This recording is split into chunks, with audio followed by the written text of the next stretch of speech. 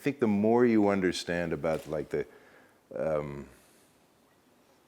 even the history of theater, the history of acting, the more self-respect you have as an actor.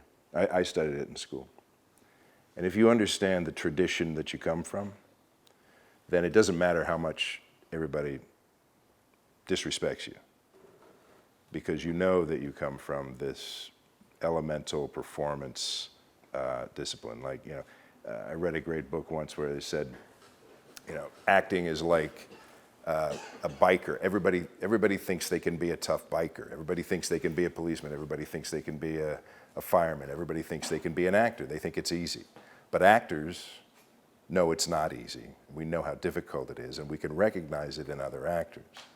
We can if we have that iceberg of understanding and respect for the art underneath us, then there's really nothing we can't do.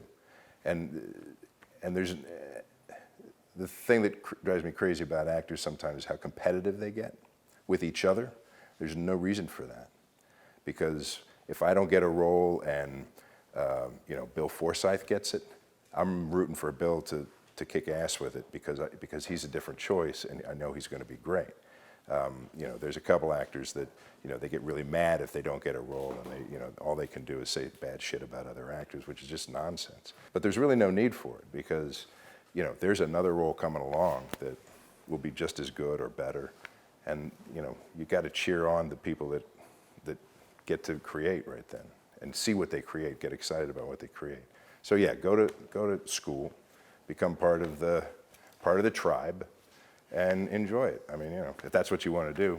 I'm telling my daughter, however, don't just do acting, do directing, do writing, understand the whole experience of it. And if that's what you're into, I would say, well then, you gotta go deeper. You gotta, especially now, because now is just such a great time. You gotta create your own content, you create your own stories, you create your own.